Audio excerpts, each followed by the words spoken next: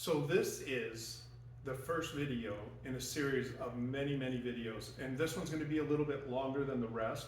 And the goal of the series of videos is that the fitness professionals come together and we standardize the names of the exercises that we're giving to our clients. And there's a reason I'm doing this. So ever since COVID, the pandemic of 2020, there's been a push in the fitness industry for us to be considered essential. And I know the Health and Fitness Association is working on it. IDEA is working on it with a standardized mentorship program. Behind the scenes, there's some talks about some standardized apprenticeship programs for personal trainers that are entering the field. So we're on our way.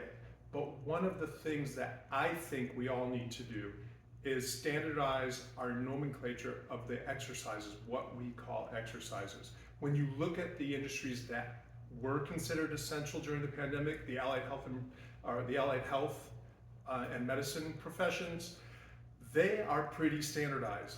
The tests are all called the same things, the diagnoses are called the same, the treatments have the same name.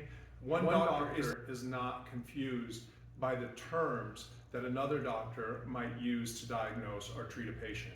However, I've noticed in my 30 plus years in the industry, when I go on vacation and I give my client to another trainer, the other trainer isn't always familiar with the terminology that I use for exercises, and vice versa. When somebody hands someone off to me, I have to ask them, what exercise is this that you're calling it something different than I'm calling it. So all the rest of the videos, I'm simply going to do an exercise, and in the comments below, I want you to put what you think it should be called, and I want us all to agree we'll go with the consensus. Hopefully there'll be very few where it's 50-50 and we have to make a decision. Hopefully there'll be a consensus on what the exercises are called. So in the future videos, it's just going to be me doing an exercise and say, what do we call this?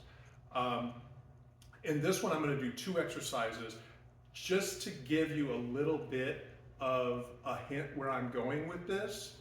And also, this is just about naming the exercises. So we're not talking about whether it's a functional exercise, whether it's an effective exercise, whether it's a safe exercise, who it should be contraindicated for. It is simply, what is it called? So what I want you to do is subscribe so you don't miss any of the videos that I'm going to be releasing. And also comment below on what exercise A should be called and what exercise B should be called. So also share this with all of the other Fit Pros that you know, because the more people involved, the more standardized we're going to get. And this is just one step, but I think it's an important step that as fitness pros, we come up with the terminology of what we want exercises to be called, not a small group of people on a committee in some room who aren't working with the clients day in, day out. We should be creating that nomenclature for what we call exercises. So I hope all that makes sense to you guys.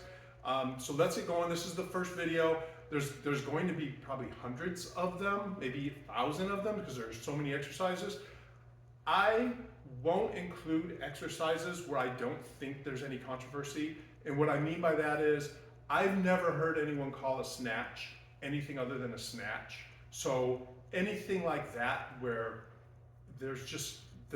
we already know there's a consensus, I'm not gonna put it out there.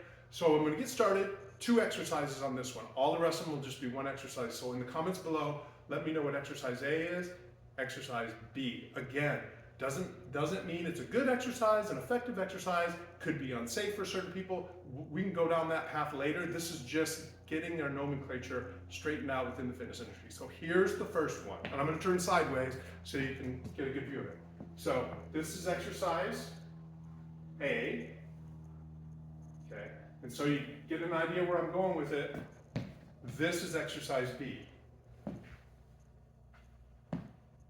All right, so in the comments below, let me know what we should call exercise A, and let me know what we should call exercise B. Thanks, guys.